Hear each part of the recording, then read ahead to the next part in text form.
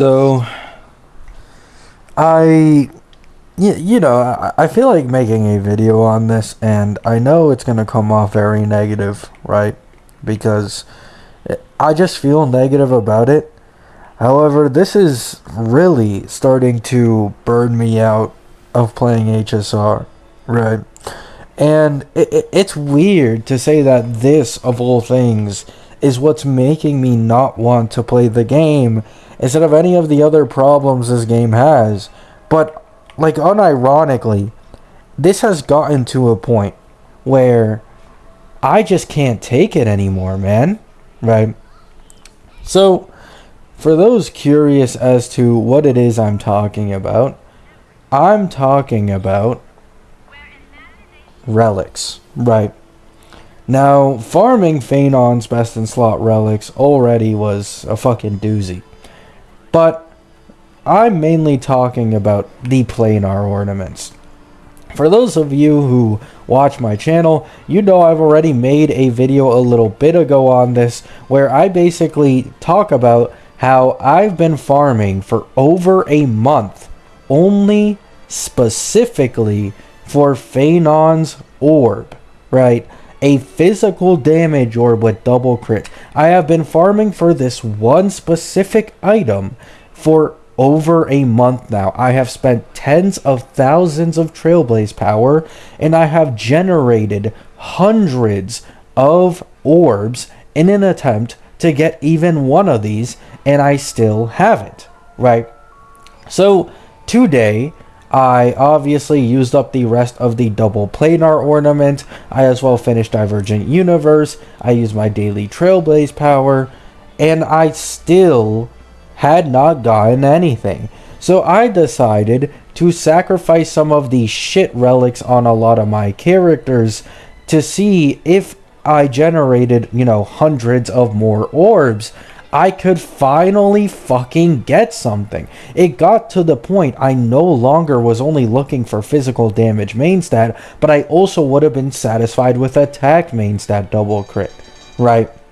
So I now generated probably 100 plus more orbs alongside the already hundreds I've generated before and tens of thousands of Trailblaze power. And I still haven't managed to get a double crit of attack main stat or physical fucking damage orb, right? On the new set, I'm about to fucking lose it.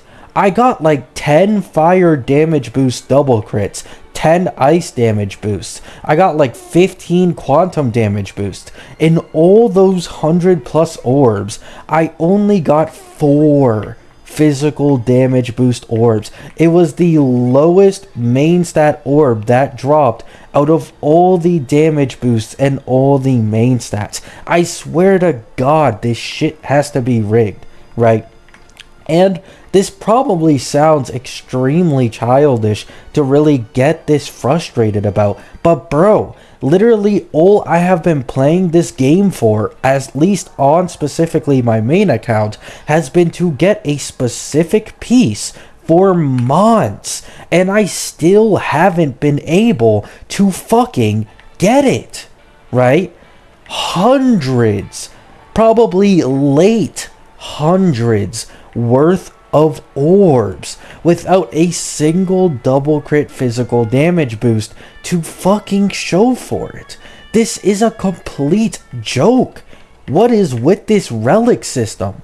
And it costs 5 self-modeling resin to even make a fucking 1 double crit orb that could roll shittily, right? This is the one thing burning me out of the game. It's not the power creep. It's not the predatory practices. It's not this and that mono remembrance, right? I still love this game nonetheless. It's burning me out that I have one goal in mind, and it's completely out of reach because I have to rely on RNG that keeps fucking me over, right? Sorry if this came off super ranty. I'm so frustrated, man, right? Like, I've never been this unlucky with relic farming, not even able to even attempt rolling a double crit physical damage boost orb. Even attempt. It's never been on my fucking account. So, outside of that, in Wuwa, the recording got corrupted, but I lost my 50-50 for Augusta, so I'm now going to be trying to pull Galbreda instead of Augusta, as Augusta's team just a little too expensive for me, right? Of course, I could use more Teffy Verena, just get her and her weapon, it would be solid.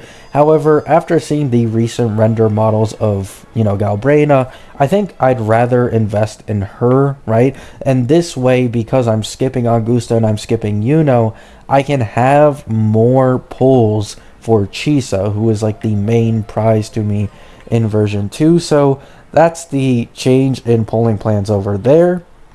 I as well recently made a community post, but I completely forgot I have an E1 Sunday, and so Don Hung Eidolon investment, especially his E2, is very significant for me, right?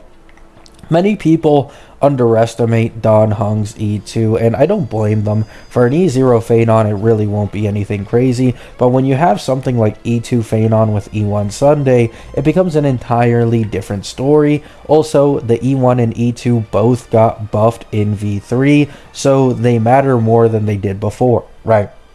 So, for those who don't know why E2 Don Hung matters so much, basically, he adds 2 more follow-up attacks when he uses ult. So now, instead of getting 2 dragon follow-up attacks in Phanon's ult, you can now get 4, right? That's 4 extra attacks in Phanon's ult, which is quite significant. However, as well, the E2 massively increases the dragon's attack multiplier, which leads to it sometimes doing more than his counters, or as much damage as his counters, which is very, very huge, considering that these are extra attacks that don't count as his own turns. A lot of people may be confused as to why this makes that big of a deal. It's mainly for Pure Fiction and for APOC, right? Extra toughness damage, AoE, which is what the dragon is for dealing with APOC gimmicks, and in Pure Fiction, just getting those extra dragon attacks will lead to much more like mobs being killed, makes it much easier to clear overall, right? E1 and E2 Don Hung are currently quite valuable. However, alongside this, unlike most people, I'm actually running my Phanon with E1 Robin, and so the attack oversaturation goes crazy. However, the summon, right? The summon of Don Hung, he scales off of attack, right? So I actually benefit more from using my E1 Robin with Phanon, because the higher the attack, the more damage that summon does.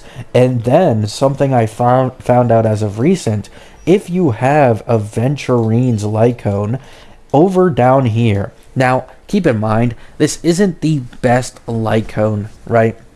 If you only care about sustainability and making it as optimal as possible with Don Hung, because Don Hung scales his shields and, some of his attack and whatever off of his, how should I say this, off of his attack percent, right? His own attack, that's what he gives an attack buff for, and so you're losing a bit of an attack buff for Phanon if you use something with such high defense. But down here, you can kind of make up for it, because it says when the wearer's follow-up attack hits an enemy target, 100% base chance to add 10% vulnerability for 2 turns. So if you have an Avon Lycone, you can make mobs get 10% vulnerability on them, and this is obviously quite significant for my Phanon. Once again, it doesn't lead to a direct 10% overall damage increase. However, for my team specifically, where it's already incredibly attack oversaturated, I don't care too much about losing a bit of Don Hung's attack buff, and vulnerability is much more valuable for me anyways, right? So that's what I plan to do. I plan to use my Aventurine cone on my Don Hung, as I don't use Aventurine for literally any of my teams anymore, as my day wants a healer, and Phanon can run Sustainless.